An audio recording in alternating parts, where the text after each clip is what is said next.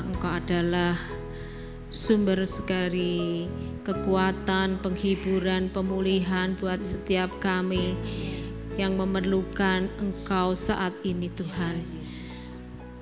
Kami percaya Tuhan akan kuasa-Mu, kami percaya akan kedahsyatan-Mu ya Tuhan, bahwa ketika Engkau turun tangan, ketika Engkau membuka jalan, tidak ada seorang pun yang dapat menutupnya. Kami percaya Tuhan dengan semuanya ini karena firman-Mu yang mengatakannya, dan kami percaya sebentar kami akan mendengarkan kebenaran firman-Mu yang lebih lagi. Biarlah firman itu boleh Tuhan tertanam di dalam setiap hati kami, menumbuhkan iman percaya kami lebih lagi kepada Engkau. Firman yang sebagai sandaran akan hidup kami ketika kami lemah, ketika kami lesu, ketika kami di dalam keterpurukan, biarlah itu yang menjadi sumber kekuatan kami, yang menjadi penghiburan kami, bahkan pemulihan mujizat boleh terjadi karena kuasa firman-Mu. Kami mohon kepada Engkau ya Bapa, biarlah pengurapan dari tempat tinggi Engkau berikan kepada hamba-Mu yang sebentar akan menyampaikan kebenaran firman-Mu. Berbicaralah ya Tuhan, nyatakan isi hati-Mu, dan setiap kami berikan juga pengurapan yang sama. Kami siap mendengar kebenaran firman-Mu Tuhan. Tuhan, lembutkan hati kami untuk kami boleh mendengar kebenaran firman-Mu, sehingga firman itu boleh Tuhan ada di dalam hati kami, timbul ketika kami memerlukannya, dan Tuhan memberikan kekuatan buat kami. Terima kasih Tuhan, terpujilah nama-Mu. Di dalam nama Tuhan Yesus Juru Selamat kami yang hidup, kami alaskan doa sembahyang ini. Haleluya. Amin. Puji Tuhan, silakan duduk. Shalom. Sore hari ini saya akan menyampaikan firman Tuhan berkaitan dengan panggilan pelayanan. Ya, beberapa hari ini saya ditelepon oleh beberapa orang. Nah, orang-orang ini nih sekarang mengeluh. Keluhan yang pertama itu berbicara tentang sulitnya cari uang, sulitnya ekonomi, kemudian mengalami penurunan secara berkat jasmani. Nah, mereka bertanya kepada saya, Pak, kira-kira yang menjadi penyebab itu apa? Kemudian orang yang lain mengeluh juga tentang, Pak, kok hari-hari ini saya banyak ngalami sakit. Nah, kemudian saya menjawab, yuk kita bersama-sama berdoa, kita minta hikmat kepada Tuhan, kira-kira apa yang menjadi penyebab dari apa yang sedang dialami.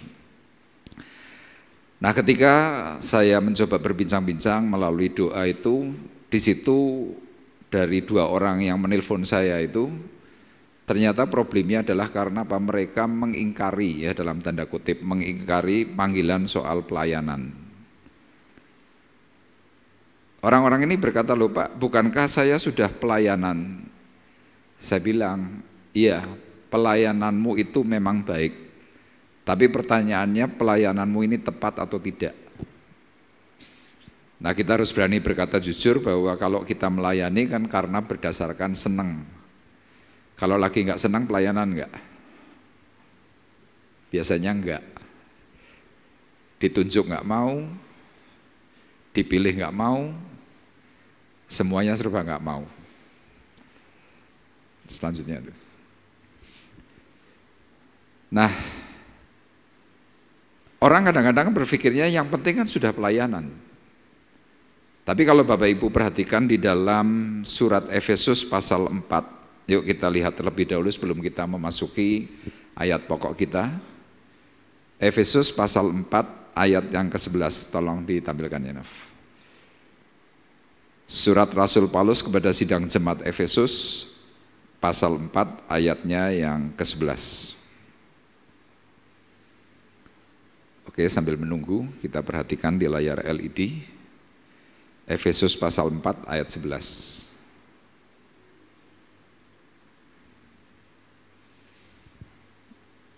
Ya. Firman Tuhan berkata, dan ialah yang memberikan baik rasul-rasul maupun nabi-nabi, baik pemberita-pemberita Injil maupun gembala-gembala dan pengajar-pengajar. Kalau Bapak Ibu perhatikan di sini ada 5 jawatan, ya bukan jabatan tapi jawatan. Yang pertama adalah rasul, kedua nabi, ketiga pemberita Injil, keempat gembala, dan kelima pengajar, guru. Nah, jadi artinya kalau Tuhan memberikan yang namanya jawatan untuk masing-masing orang atau masing-masing pribadi, artinya orang itu tidak bisa seenaknya sendiri kemudian overlap mengambil bagian-bagian yang bukan bagiannya, nggak bisa. Ya seperti contoh, kalau saya ini dites secara karunia, saya lebih banyak kepada karunia kenabian saya. Nah hari itu ketika saya dipilih oleh Pak Bekti untuk mengembalakan di tempat ini, saya sempat bilang kepada Pak Bekti, Om, panggilan saya bukan di situ. Terus Pak Bekti cuma berkata kepada saya begini, coba kamu berdoa. Saya waktu itu diberi waktu 2 minggu, ketika saya ketemu lagi dengan Om Bekti tanya, kamu doa dapat apa? Saya jawab, saya enggak dapat apa-apa. Saya masih ingatkan lagi kepada Pak Bekti, Om, panggilan saya ini tidak sebagai gembala. Saya lebih kepada karunia kenabian maupun sebagai seorang penginjil, saya bilang begitu. Tiba-tiba Om Bekti itu berkata kepada saya begini, dulu Timotius itu bukan gembala, tapi ditetapkan oleh Paulus menjadi gembala. Nah itu yang namanya penetapan. Nah ketika saya hari itu menerima perkataan itu, saya berkata, baik Om, karena Om adalah pemimpin, Om gembala senior saya setuju, oke. Kemudian saya tanya kepada Pak Bekti, loh Om kenapa sih Om kok pilih saya? Dia bilang, saya sudah berdoa hampir 2 bulan. Setiap doa yang muncul itu wajahmu. Jadi wajah saya ini di doanya Pak Bekti itu muncul dengan sangat-sangat jelas dan tidak bisa digeser. Disitulah saya tahu bahwa kalau seseorang itu ditetapkan oleh Tuhan untuk melakukan segala sesuatu, jangan coba-coba kita menghindar dari itu. Nah kalau seandainya menghindar bagaimana? Problem pasti muncul. Makanya seperti saya meskipun banyak pelayanan keluar, misalkan contoh di Cilacap, contoh di Jombang, contoh di Semarang, kalau seandainya saya mau buka gereja sudah bisa. Kenapa? Dukungannya cukup banyak. Ya di Cilacap kira-kira rata-rata hadir mungkin antara 60 sampai 70, mungkin sekitar 80. Di Jombang yang lalu juga seperti itu. Kemudian di Semarang pun juga sama. Nah setiap kali saya berdoa, tidak pernah Tuhan tuh memberikan sinyal buka gitu, nggak pernah. Makanya apa, saya tidak pernah berpikir mau buka gereja yang lain, tidak. Meskipun kemampuan untuk mengembalakan itu ada. Kenapa? Karena kalau seandainya kita sampai overlap keluar dari jalur, maka itu masalah. Nah kemudian sekitar tahun 2001, hari itu saya belum full time. Hari itu di Semarang itu perlu ketua departemen untuk bagian sound system dan juga multimedia. Hari itu saya diarahkan oleh Pak Yeremia. Hari itu Pak Yeremia berkata kepada saya, Pak Arif, saya sudah bilang sama Pak Bekti loh, kalau kamu tak pilih untuk jadi ketua departemen bagian multimedia dan juga sound system. Saya hari itu tidak berdoa, saya berkata, iya Pak. Kemudian singkat cerita Pak Yeremia menyodorkan surat dari Pak Bekti tentang surat pengangkatan, kemudian saya terima. Waktu saya terima di situ jelas diangkat sebagai kadep untuk sound system dan juga multimedia. Nah ketika saya terima kemudian saya bawa pulang, saya di rumah berdoa, Tuhan aku dipilih oleh Pak Bekti begini-begini. Tetapi tiba-tiba Tuhan jawab apa? Tidak usah. Saya bilang, loh Tuhan, bukankah ini pelayanan? Tuhan tetap jawab apa? Enggak usah. Lah kalau enggak usah gimana Tuhan? Kan saya malu untuk mengembalikan surat pengangkatan ini. Tuhan hanya cuma jawab seperti itu, tidak usah. Akhirnya besoknya saya ketemu Pak Bekti, saya bilang, Pak Bekti minta maaf, saya tidak bisa menerima jabatan ini. Pak Bekti tanya, kenapa kok enggak bisa? Saya doa, Tuhan jawab enggak boleh. Tapi Tuhan memberikan arahan, boleh melakukan pekerjaan ini tapi tidak usah menjabat. Jadi singkat cerita hari itu dari sekitar tahun 2000, dalam masa saya mulai dipulihkan sampai dengan mendekati 2004, saya banyak membantu di bidang sound system dan juga di multimedia hari itu. Tapi tidak punya jabatan. Saya dianggap cuma sebagai seorang konsultan yang tahu hal masalah sound system, tapi saya tidak diberi jabatan khusus. Hari itu saya sempat berpikir, loh Tuhan, bukankah itu memang bagian saya? Tapi hari itu juga Tuhan tidak memberikan jawaban apapun. Sudah. Dan tiba-tiba di tahun 2004 bulan Oktober saya diutus ke Temanggung. Hari itu saya baru tahu bahwa kalau Tuhan punya kehendak, Tuhan punya rencana, tinggal pilihannya kita ini mau taat atau tidak taat. Kalau seandainya hari itu saya berpikir menurut standar pikiran saya, wong saya bidangnya sound system, mungkin hari ini saya tidak mengembalakan di Temanggung. Nah, saya punya banyak pengalaman dari orang-orang yang mencoba keluar jalur dari pelayanan. Mereka berpikir soal apa? Oh, pelayanan itu bayarannya berapa? Kebutuhan ekonomi, kebutuhan makan, kebutuhan keluarga ini enggak cukup. Sehingga di tengah jalan mereka yang sudah full time, mereka keluar jalur, milih untuk apa? Kerja sekuler. Kalau saya tahu hal itu dan orang itu mau untuk artinya mungkin sharing atau minta nasihat, kalau saya berdoa, saya pasti akan menjawab, kalau bisa jangan.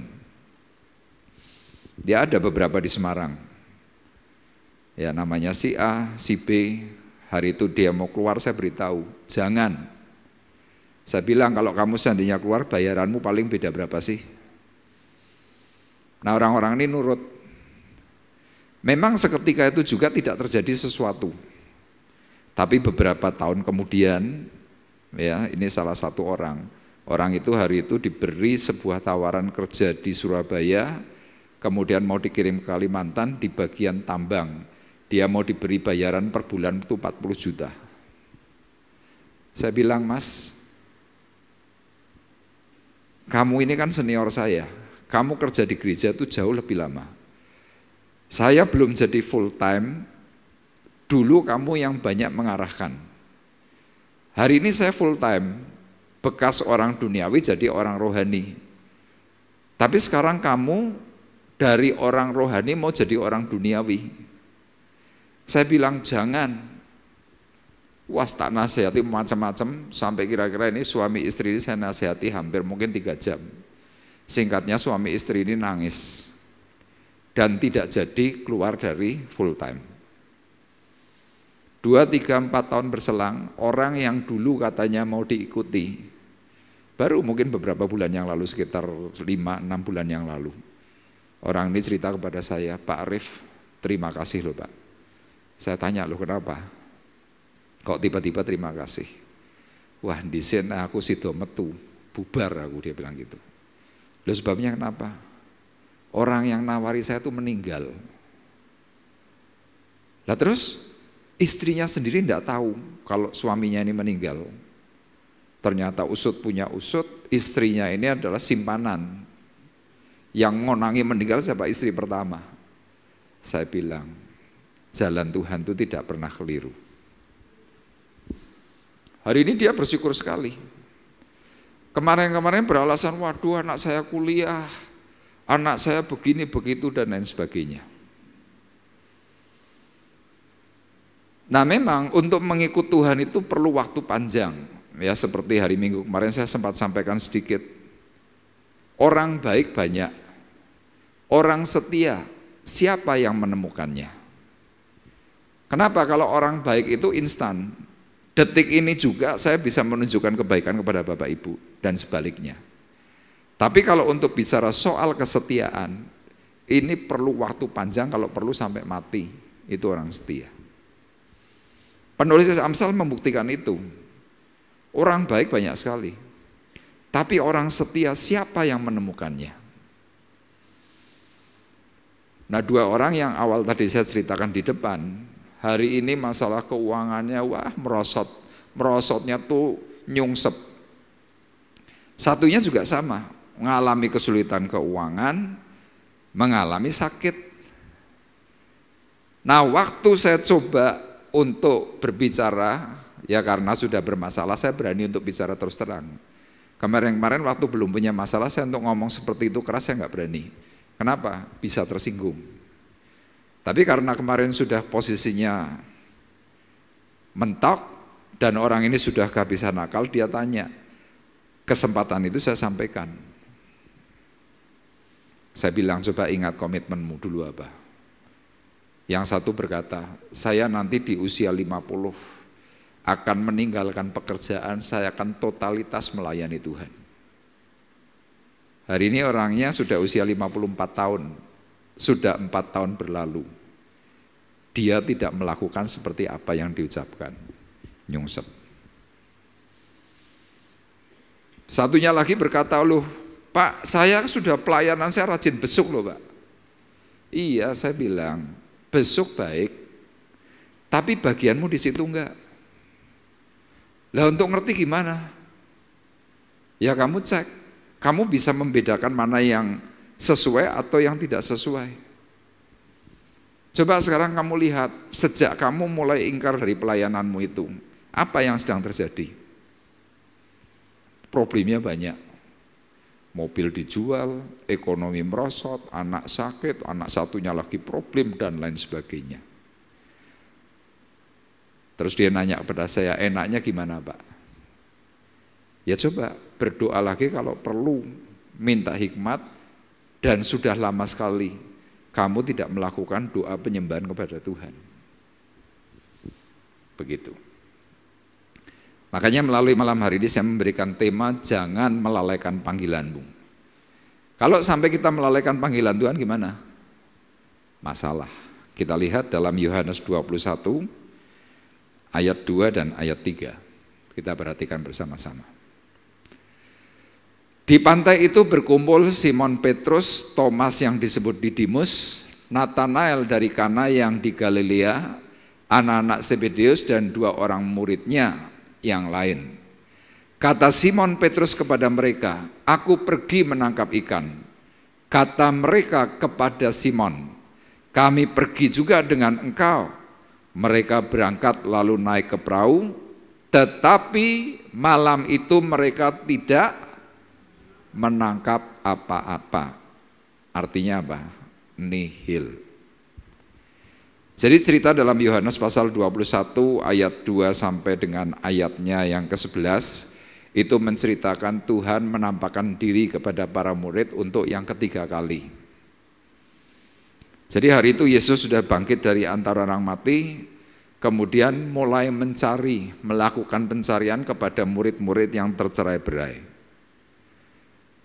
Nah dalam ayat 3 dikatakan bahwa kata Simon Petrus kepada mereka, aku pergi menangkap ikan. Jadi artinya apa? Hari itu Petrus dalam sebuah posisi Tuhan mati, kemudian Tuhan sudah bangkit, tapi rupanya Petrus itu keluar jalur. Apa yang Petrus lakukan? Dia kembali ke dalam dunianya yang lama. Apa itu? Sebagai penangkap ikan, nelayan. Padahal dalam Injil Lukas, dalam Injil Matius dikatakan, Simon Petrus, mulai hari ini engkau tidak lagi menjala ikan, tetapi mulai hari ini engkau menjadi penjala manusia. Ada penetapan. Hari itu Simon Petrus ketika mendengar perkataan Tuhan dalam Injil Lukas pasal 5, waktu pertama kali diajak oleh Tuhan, Simon Petrus semangat enggak? Semangat. Sama Bapak Ibu kalau sedang mungkin pertama kali terjun dalam pelayanan, wih semangatnya kan hebat. Tapi pertanyaannya, semangat Anda hebat itu berapa tahun? Kalau yang saya perhatikan, saya coba evaluasi, rata-rata 3 tahun. Sesudah 3 tahun, ya kalau orang Jawa bilang meleto, dijak doa angel, diajak untuk pergi pelayanan susah. Yang dipikirkan apa? Jasmani. Sama para murid hari itu berapa tahun bisa bertahan hebat? 3 tahun. Kapan? Waktu Yesus hidup. Waktu Yesus masih ada. Makanya hari ini sama, kita sebagai orang-orang yang terjun di dalam pelayanan, berapa ketahananmu untuk bisa kuat melayani Tuhan? 3 tahun. Anda bisa terjun pelayanan lebih dari 3 tahun, saya berkata Anda hebat. Makanya saya cukup salut nih dengan Pak David. Ya, saya kenal dia kurang lebih 20 tahun. Sudah 20 tahun dia sebagai bendahara. Hari ini dibantu oleh Cioni. Beberapa kali Pak David bilang, Pak diganti ya Pak, Pak diganti ya. Saya bilang, jangan Pak, jangan Pak. Sama malam hari ini saya juga berkata, jangan Pak. Kenapa? Karena pelayanan itu adalah sebuah kehormatan. Dan firman Tuhan berkatanya apa? Orang yang mau melayani Tuhan, pekerjaan mulia, itu kata Tuhan. Nah tapi kita untuk bisa bertahan hebat itu bagaimana?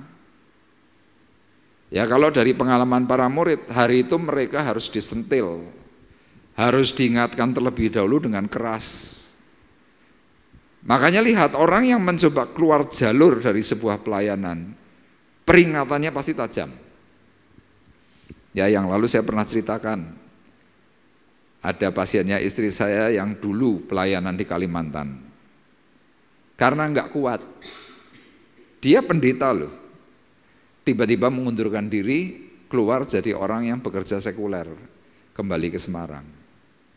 Tiba-tiba yang terjadi, isine awak ki penyakit tok. Dicek di lab semuanya baik, semuanya oke, tapi sakit. Istri saya hari itu nyerah. Dia kemudian memberikan pasien ini kepada saya. Dia bilang, Pak, aku punya pasien, tolong dilayani ya. Saya tanya, lanang apa wedok? Lanang. Usia kurang lebih 50-an. Oke, saya ketemu. Waktu bincang-bincang saya tanya, Bapak hari ini pekerjaannya apa? Saya pekerjaannya Pak, serabutan. Kalau sebelumnya ini apa? Saya pendeta. Wih, sangar juga pendeta. Lah kok enggak pelayanan apa? Wah, saya enggak kuat, Pak. Ketika saya tahu bahwa dia ex hamba Tuhan, saya bilang, ya ini Pak, problemnya Bapak ini di sini. Di dalam Alkitab selain Petrus yang nihil ada enggak? Yang kemudian sampai ingin mati bunuh diri? Ada. Namanya Elia. Elia itu bisa mengalahkan 450 Nabi Baal. Tapi rupanya ketika Elia memenangkan peperangan dengan para Nabi Baal, Elia ini kurang persekutuan dengan Tuhan. Jadi Bapak Ibu perlu ingat, kalau Anda tidak mempersenjatai dirimu dengan persekutuan bersama Tuhan, Anda bisa tumbang sewaktu-waktu. Nah ketika hari itu Elia menang dari 450 Nabi Baal, kemudian ada seorang wanita namanya Isabel, mendengar bahwa 450 Nabi Baal itu kalah, Isabel marah, kemudian Isabel ngancam Elia. Dan sangat-sangat bodoh. Elia yang hebat hanya diancam oleh seorang wanita. Ancamannya cuma berkata apa? Aku nanti akan membunuh engkau. Sejak hari itu Elia itu takut. Karena saking takutnya kemudian Elia ngapain? Dia pergi masuk hutan, meninggalkan bujangnya. Ini yang namanya menghindari. Nah ketika dia masuk hutan, kemudian dia bermalam di sebuah gua. Di situ malaikat Tuhan datang, diberi pertanyakanlah Elia. Elia, apa kerjamu di sini? Elia detik itu sudah beberapa waktu di dalam gua itu sudah nggak punya semangat. Elia hanya berkata, aku giat melayani Tuhan. Lo turu ngomong giat melayani Tuhan. Malaikat Tuhan berkatanya apa? Sekarang bangkitlah, makanlah roti dan minumlah air. Itu simbol roti hidup, air kehidupan, makan, minum. Tapi Elia tidak melakukan. Kemudian dia berkata, Tuhan, aku ini tidak lebih baik daripada nabi-nabimu yang lain. Lebih baik aku mati. Loh, nabi hebat kepengen mati. Jadi kalau Bapak Ibu hari ini mungkin merasa hebat, tapi kurang persekutuan dengan Tuhan, nanti hidupmu tiba-tiba hampa. Nanti saudara akan berkata, urip kanggo apa? Nanti saudara akan berkata, apa fungsinya pelayanan? Makanya lihat, untuk mempertahankan yang namanya berjuang di dalam pelayanan itu tidak mudah. Saya pertama kali mau terjun dalam pelayanan, saya berdoa kepada Tuhan. Tuhan, beri aku kekuatan pertahanan supaya aku tidak sampai undur.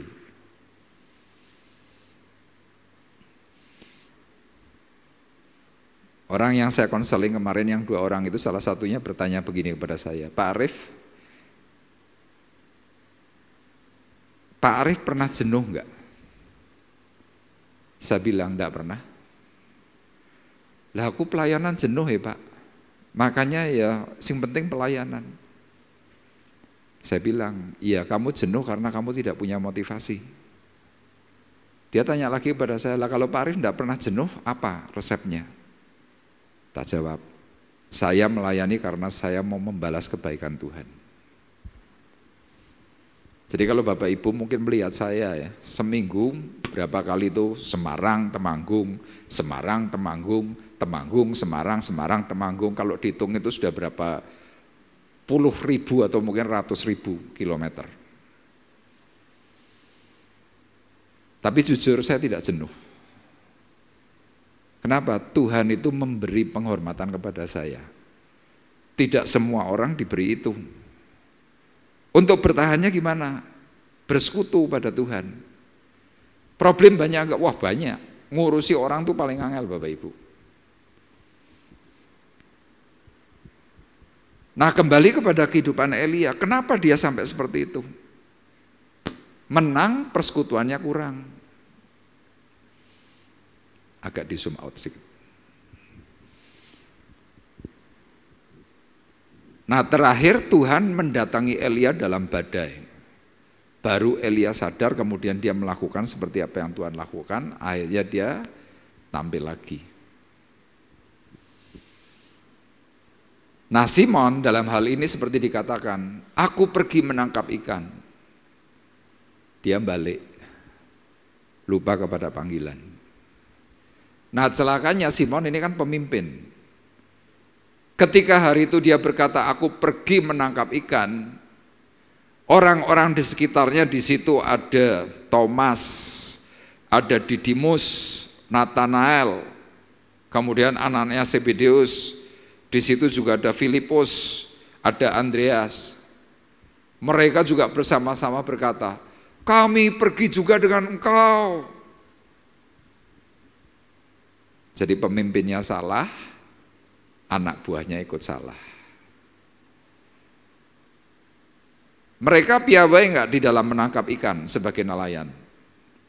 Piawai, mereka hebat. Tapi lihat, di luar Tuhan seperti kata firman Tuhan, malam itu mereka tidak menangkap apa-apa. Nihil.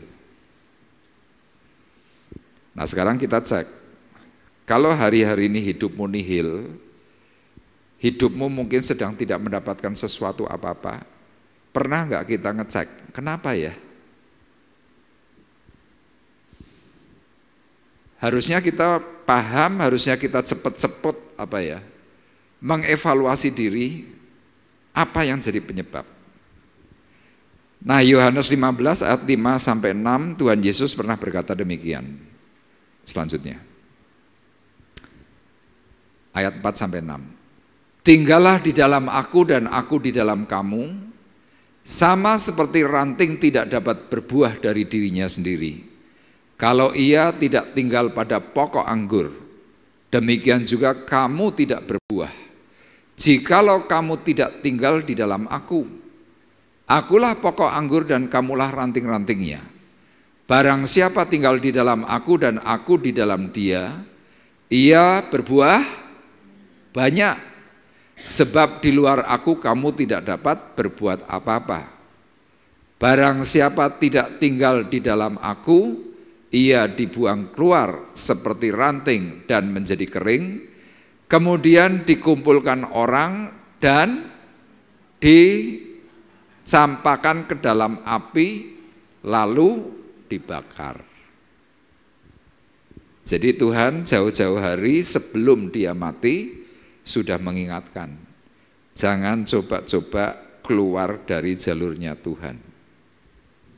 Hari itu para murid mencoba hidup di luar Kristus. Padahal pasal 15 ini kan diceritakan jauh-jauh sebelum Tuhan itu mati. Saya waktu baca beberapa ayat ini saya ingat di tahun 2001, ya hari itu saya masih belum pulih total, tapi saya sudah terjun dalam pelayanan. Kemudian hari itu pekerjaan saya ini sudah mulai kurang. Nah, karena sudah mulai kurang, istri saya waktu itu mulai komplain kepada saya. Dia bilang begini, pelayanan wae, keluarga ora diurusi, duit ora nono, kira-kira begitu. Nah itu ngomongnya tuh setiap hari Bapak Ibu. Lah saya setiap hari digerejeki cuma omongan gitu, terus lama-lama saya tuh marah, saya jengkel. Nah waktu saya jengkel, itu sore-sore mungkin sekitar jam 3, jam 4 sore, saya sambil gebrak meja saya bilang, yo wes, mulai dino iki ora pelayanan-pelayanan, ora Tuhan-Tuhanan. Cuma ngomong gitu Bapak Ibu. Ngerti-ngerti saya manifest. Dan saya kumat. Kumatnya gimana? Ya sudah mulai kayak orang sing kerasukan gitu. Motornya mendelik-mendelik gitu. Nah waktu saya sedang ngalami itu, Tuhan tuh ngomong, cabut perkataanmu. Saya tetap bertahan, tidak. Cabut perkataanmu, tidak. Hari itu karena nggak sembuh-sembuh, saya waktu itu dibawa ke gerejanya Pak Titus Suheri di Lobak, Semarang. Di gereja begitu layani, wow gereng-gereng. Kata-katanya cuma itu toh, cabut perkataanmu. Cabut perkataanmu. Saya tetap bertahan, tidak. Wes pokoknya tak bulatkan hati. Wedan surapopo, kira-kira begitu pikiran saya. Sambil mikirnya gini, ben bojoku kapok, kira-kira gitu. Waktu sejam, 2 jam, 3 jam, 4 jam, 5 jam sampai jam 12 malam saya masih kuat. Tapi semakin malam tubuh saya tuh kayak ada yang ngobok-ngobok, kayak ada sesuatu tangan yang masuk di, wah sudah karu-karuan. Saya teriak-teriak. Pak Titus waktu itu melayani saya dengan kata-kata dalam nama Yesus iblis dikalahkan. Wah ya tetap kumat baik. Sampai akhirnya kira-kira mendekati jam 3 subuh, Pak Titus sudah capek, saya juga sudah setengah mati. Tuhan terakhir cuma ngomong cabut perkataanmu. Saya detik itu langsung bilang, ya Tuhan aku cabut perkataanku, aku tetap mau melayani Tuhan. Plak. Langsung mari Bapak Ibu. Sejak hari itu istri saya ngelihat seperti itu, meh pelayanan ora mulai ora apa-apa sampai dino iki. Lah gimana Tuhan sudah memberikan bukti kok. Kemudian kehidupan bagaimana? Dicukupkan Tuhan. Saya Rabu kemarin itu saya banyak cerita kepada Kevin. Kevin sempat berpikir, Om aku mau kerja di Malang saja, Om gini. Sudahlah coba kamu dengar dulu apa yang Tuhan kepingin. Ora usah doa-doa. Urusah tekan dinti. Kalau saudara kepengen bukti, salah satunya itu Yakobus. Tahun 2004, 2005 awal, sampai di Temanggung, dia hari itu pikirannya apa? Kepengen kerja. Akhirnya saya bilang, sudah tetap di sini aja. Dia tetap nekat. Singkat cerita dia ke Jakarta. Di Jakarta jadi apa? Jadi supir. Direferensi oleh adiknya, direferensi kepada temannya, teman adik saya. Bisa dapat kerjaan. Tapi saudara tahu apa yang terjadi? Yakobus kalau habis nyetir, mau masuk ke rumah atau ke garasi itu tidak boleh. Padahal empere rumahnya orangnya itu mungkin cuma sekitar 1 meter. Jadi kalau pagi sekitar jam 10 habis nyupir gitu, dia harus ngayar di pinggir jalan. Karo kepanasan, udan keudanan, panas karo kepanasan. Tidurnya di mana? Di bedeng kerja. Dia kalau cerita satu bedeng kerja itu satu los gitu yang tidur kira-kira ada 20 orang kayak apa kerjanya pindang ditoto. Sebulan bertahan, 2 bulan bertahan, mendekati 2 bulan lebih dia berkata, aku rakuat, aku tak mulai wae. Ya sudah kamu pulang aja sini, wes turu bareng karo aku. Pesan saya cuma satu, coba mulai hari ini cari Tuhan. Loh caranya cari Tuhan gimana? Rajin doa pagi, rajin Rebo doa malam. Dia lakukan. Ngerti-ngerti dipinjemi rumah. Sampai hari ini gratis. Sudah 20 tahun coba. Punya rumah di apa itu Keuangan ya? Keuangan. Lah kok bisa? Lah kalau Bapak Ibu tahu ceritanya Pak Yakobus dulu, pergi dari Cilacap utangnya 10 kucing. Umah orang duwe, kabeh-kabeh orang duwe. Tapi lihat di dalam Tuhan dia setia. Dia mengeterapkan kepada anak-anaknya supaya apa? Rajin ibadah. Minggu dimanapun tempat ojo bolos ibadah. Puji Tuhan hari ini seperti Christine, seperti Julian. Kerja keluar langsung ada yang terima, kerja keluar ada yang langsung terima. Seperti Julian hari ini luar biasa. Di Surabaya itu kan semua serba mahal. Dipinjemi orang rumah 1 geluntung. Rumah baru. Dipasang ke AC, dikasih ranjang dan lain sebagainya. Yakobus kalau kesaksian apa? Setia di dalam Tuhan. Makanya kalau firman Tuhan ini berkatanya dengan jelas dikatakan apa? Barang siapa tidak tinggal di dalam aku, ia dibuang keluar. Ayat 5 bagian akhir dikatakan, sebab di luar aku kamu tidak dapat berbuat apa-apa. Para murid hari itu tahu ada peringatan keras, di luar Tuhan kamu tidak bisa dapat apa-apa. Tapi rupanya para murid itu lupa. Kembali melaut. Akhirnya nihil. Nah sekarang kita mau cari tahu. Kita mau evaluasi.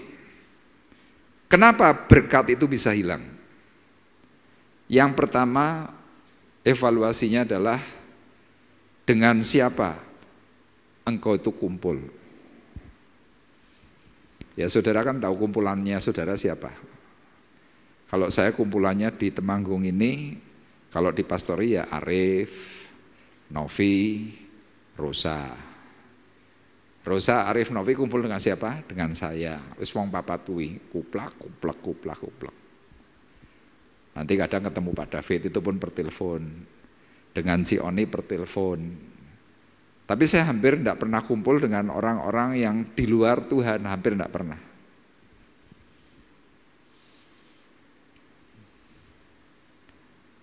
Hari itu para murid kumpulnya dengan siapa? Ayat 2. Di pantai itu berkumpul Simon Petrus, Thomas, Nathanael, anak-anak Zebedeus, dan 2 orang murid yang lain.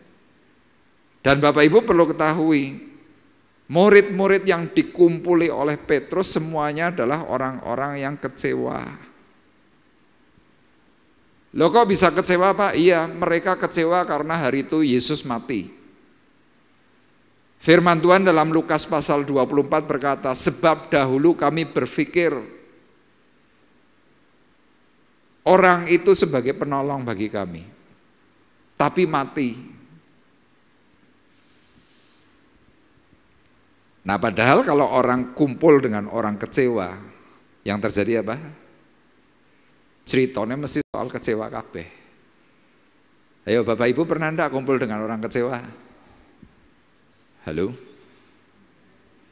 Bu Diah pernah ya Bu? Pernah.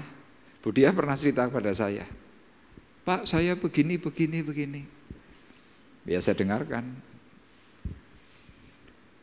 Lah kalau saya kecewa, ketemu Pak David yang tidak kecewa.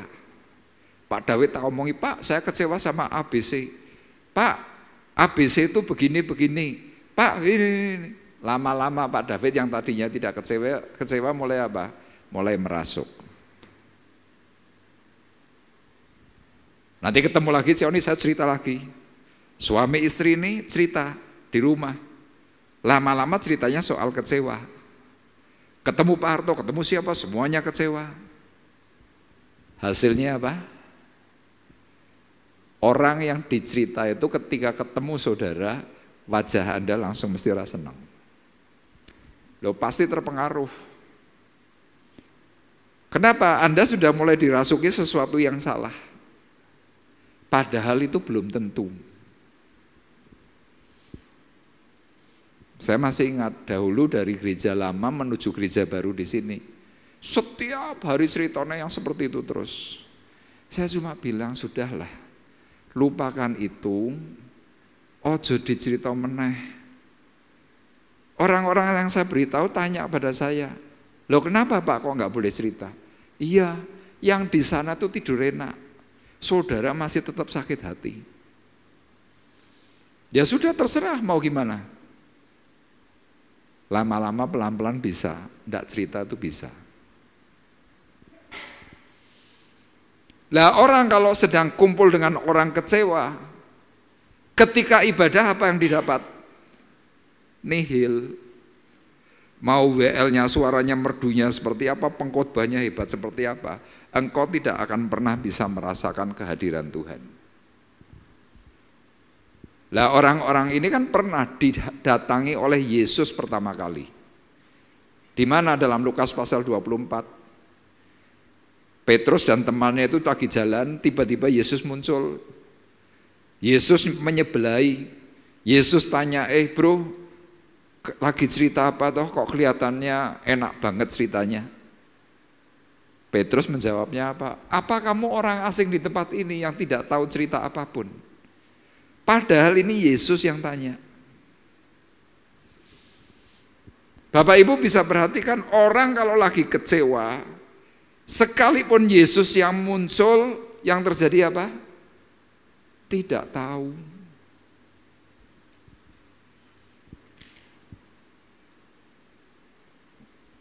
Di sini saya tuliskan, mereka adalah sekumpulan orang-orang yang kecewa kepada Tuhan karena mereka berpikir. Nah, ini asumsi ini. Mengapa Tuhan meninggalkannya?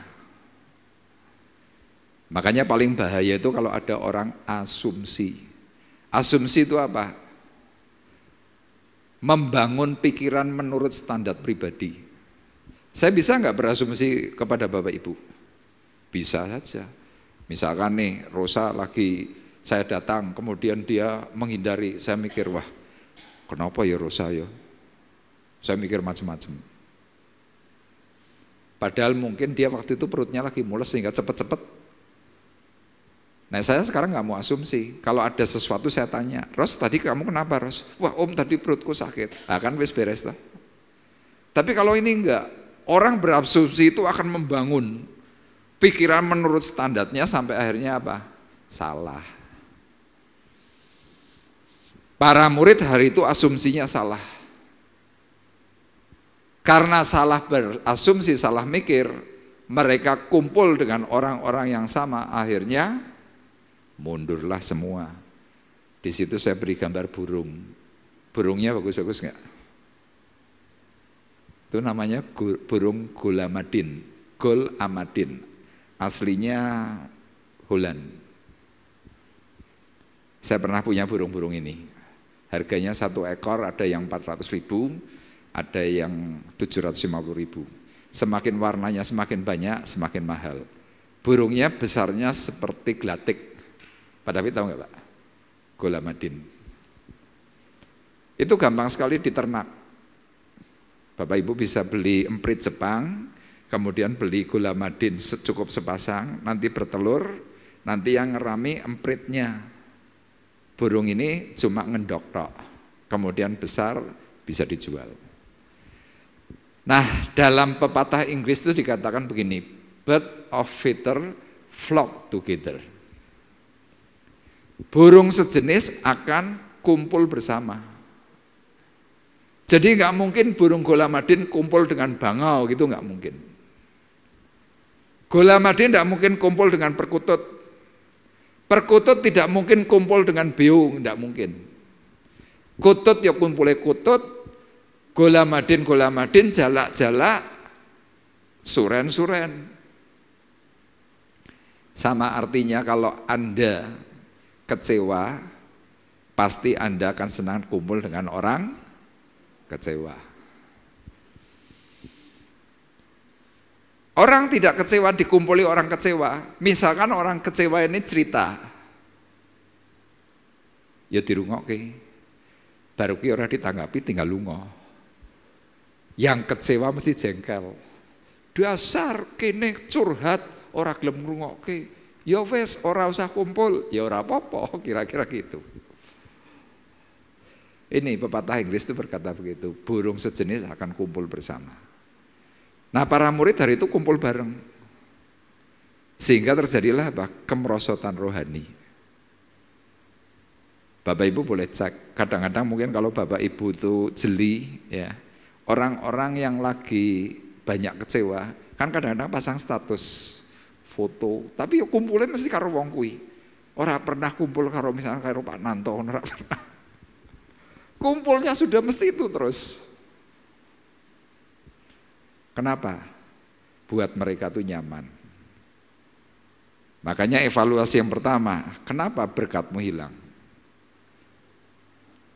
Tergantung kamu kumpul dengan siapa. Kemudian yang kedua, mengevaluasi berkat yang terhilang. Yang kedua karena apa? Mereka tuh melalaikan tanggung jawab. Saya tuliskan, mereka melalaikan tugas dan tanggung jawab yang sudah dipercayakan oleh Tuhan. Mereka memakai pikiran pribadi untuk memperoleh berkat dan hasilnya nihil. Ya mereka kan pakai pikirannya sendiri. Ya setelah Tuhan mati, Tuhan sudah enggak ada, balik wae, jaring meneh, mancing meneh, kan kira-kira gitu. Nah waktu kita sudah mulai mikir seperti itu, jaring mancing, orang kalau sudah mancing, coba kon doa. Gimana Pak Nanto kira-kira Pak? Mancing dulu apa doa dulu Pak? Rata-rata loh Bapak Ibu, enak mancingnya daripada doa. Loh saya punya teman yang wedan mancing, padang 5 hari tidak pulang. Padahal dapatnya berapa sih? Saya sampai ngomong, kowe daripada cokoti lemut, kowe masuk angin, kowe paling orang mancingin tak mesti 200.000. Gawa lunga pasar ki lho entuk 3 kilo. Oh bro, kok orang rasakan lagi. Ora iso dibayar. Iya, ngerti. Tapi lihat, para murid itu melalaikan tugas tanggung jawab. Padahal sebelum Yesus itu naik ke surga, pesannya apa? Tunggulah di loteng Yerusalem. Doa. Kan kira-kira begitu. Sebelum mati jauh pun Tuhan tuh sudah memberikan wejangan. Nanti aku 3 hari lagi nyusul. Tapi lihat, mereka lebih suka kembali kepada gaya hidup lama. Dan yang repot, menarik banyak orang. mempengaruhi orang lain. Dikatakan tadi apa? Aku pergi menangkap ikan. Kata mereka kepadanya, kami pergi juga dengan engkau. Mereka berangkat lalu naik ke perahu. Perginya bareng-bareng. Waktu mereka sedang melalaikan tugas tanggung jawab,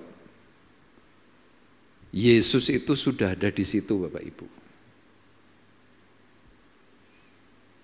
Apakah Yesus detik itu langsung marah-marah? Tidak. Nah sekarang Bapak Ibu lihat dalam Yohanes 21 ayat 1. Ini ada di poin 3. Yohanes 21 ayat 1. Terus Yohanes 21 di poin 3. Ya. Dalam ayat 1 dikatakan, kemudian Yesus menampakkan diri lagi kepada murid-muridnya di pantai Danau Tiberias, dan ia menampakkan diri sebagai berikut. Jadi Tuhan ketika dianggap oleh para murid itu sudah tidak lagi peduli. Yesus hari itu datang kembali di mana? Di tepi Danau Tiberias. Nonton loh para muridnya loh.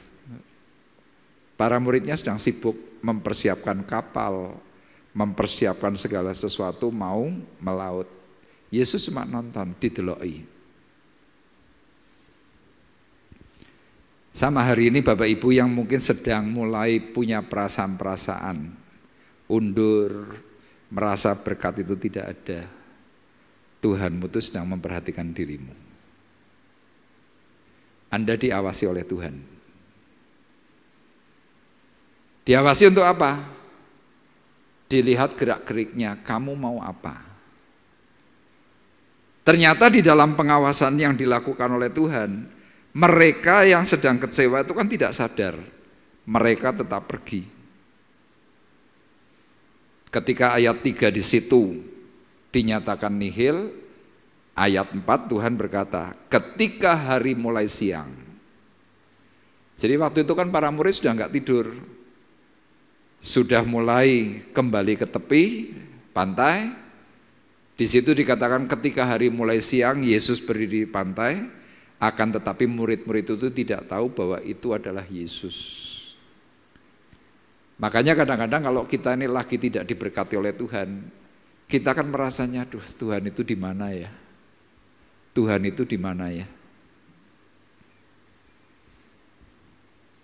Saya mau pastikan malam hari ini, Tuhan ada di sampingmu. Cuma masalahnya kita ini kroso apa enggak? Kalau kembali engkau peka dengan apa yang Tuhan mau, engkau bisa merasakan hadirat Tuhan.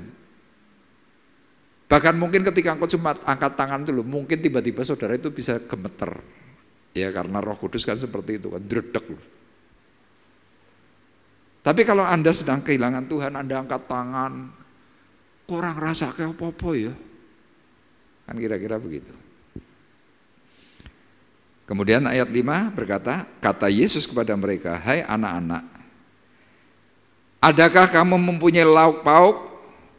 Jawab mereka, tidak ada.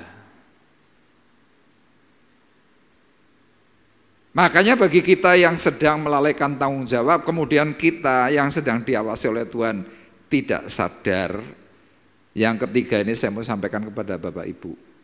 Jangan kita punya pandangan yang curiga kepada Tuhan. Yang ketiga, jangan curiga kepada Tuhan. Kalau kita sampai curiga kepada Tuhan, maka kita tidak akan pernah berdamai. Malam hari ini saya mau sampaikan kepada Bapak Ibu, Tuhan itu tidak pernah meninggalkanmu. Meskipun engkau tidak setia. 2 Timotius 2 ayat 13 berkata, jika kita tidak setia, Dia tetap setia karena Dia tidak dapat menyangkal dirinya. Jadi kalau kita punya perasaan bahwa Tuhan sudah tidak ada nih, Tuhan tidak lagi perhatian buat aku, salah. Tuhan pasti memperhatikan setiap langkah hidup kita. Bapak Ibu saya beritahu ya begini, emas itu kan logam mulia, Pertama digali di tempat tambang, misalkan di sungai ataupun di gunung, digali. Dan kemudian Anda bisa dapat emas misalkan 1 bongkah. Kumpulkan lagi 1 bongkah.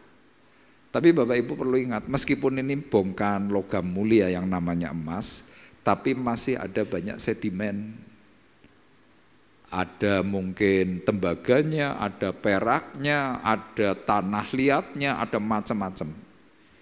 Terus kemudian untuk supaya logam mulia ini bisa benar-benar mulia, 99,9999% harus diapakan? Bakar. Supaya apa? Kemuliaannya itu muncul.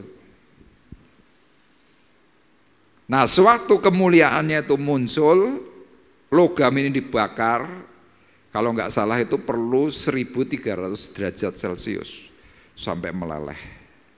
Pertanyaan saya begini, waktu sedang dibakar oleh tukang emas ini kira-kira ditinggal atau diperhatikan? Diperhatikan. Jadi meskipun Bapak Ibu yang namanya emas itu sedang dilebur, ahli emas itu memperhatikan, ini kan jumlahnya pasti besar kan. Kalau seperti misalnya Freeport, diperhatikan derajatnya berapa, dicek, tingkat cairnya sudah sampai berapa, diperhatikan. Jadi artinya apa? Setiap proses hidup, setiap hal yang mungkin paling menyakitkan, Tuhan itu tetap ada. Makanya lihat ketika para murid hari itu pergi kembali melaut, Tuhan memperhatikan. Sampai titik tertentu ternyata mereka nihil, Tuhan dengan baik bertanya, kamu punya lauk enggak? Punya lawuh enggak? Para murid menjawab, tidak punya. Nah, ketika tidak punya, kemudian Tuhan berkata apa dalam ayat 6? Maka kata Yesus kepada mereka, tebarkanlah jalamu di sebelah kanan perahu, maka akan kamu peroleh. Lalu mereka menebarkannya dan mereka tidak dapat menariknya lagi karena banyaknya ikan. Jadi Bapak Ibu dalam ayat 6 ini Bapak Ibu diberitahu oleh Tuhan, engkau di luar Tuhan itu nihil, di dalam Tuhan apapun yang kamu inginkan Tuhan sediakan. Loh kok penyediaan itu bisa? Loh Tuhan itu serba bisa. Dan Bapak Ibu dalam ayat 6 ini perlu diperhatikan, peristiwa itu kan sudah siang. Nangkap ikan itu paling ideal itu malam, bukan siang. Tapi di sini Tuhan mau menyatakan, di dalam Tuhan tidak ada sesuatu yang mustahil. Buat orang-orang itu, para nelayan, nangkap ikan itu paling sip malam, mesti hasilnya akeh. Kalau siang ikan di mana? Tidur. Ikan tidak kelayapan ke sana kemari, tapi kalau malam mereka tuh keluar. Tapi lihat, ikan yang jelas makhluk hidup bisa diperintah oleh Tuhan untuk apa? Menghampiri jalannya para murid, langsung teriak, bisa dapat semua. Dan dikatakan apa? Simon Petrus naik ke perahu lalu menghela jala itu ke darat, penuh ikan-ikan besar. Penuh ikan-ikan besar. Kalau ikan besar kan dalam bahasa Inggris itu kan namanya big fish, harusnya kan begitu kan. Ternyata di sini bukan memakai kata big, memakai kata great fishes. Jadi yang ditangkap oleh para murid hari itu tuh skalanya tuh besar. Kalau dalam bahasa asli, bahasa Ibrani ditulisnya apa? Megalon. Megalon tuh kayak makhluk yang apa ya? Sejenis purba gitu, saking besarnya. Di sini dituliskan berapa? 153. Kalau bentuknya sudah sangat besar, logikanya jala itu sobek. Tapi firman Tuhan di sini mengatakan apa? Sungguh pun sebanyak itu jala itu tidak koyak. Artinya orang di dalam Tuhan melakukan sesuai dengan apa yang Tuhan mau, berkat itu tidak kantong bolong. Amin. Jadi kalau kita seringkali kantong bolong, kita seringkali problem di dalam berkat, kita harus tanya kepada Tuhan, Tuhan, yang tidak sesuai di hadapan-Mu itu apa ya? Saya tuliskan kesimpulan, di dalam Tuhan, terus yang tadi aja. Yang tadi, ya. Di dalam Tuhan, berkat sangat mudah mengalir. Meskipun di saat yang kelihatan tidak mungkin, Dia bisa menyediakannya. Anjuran saya, setialah di dalam Dia. Saya berani pastikan Bapak Ibu yang setia, yang sungguh-sungguh di dalam Tuhan, mungkin hari ini belum kelihatan, tapi percayalah, Tuhan akan cukupkan segala sesuatunya itu tepat pada waktunya. Amin. Tuhan memberkati kita semuanya.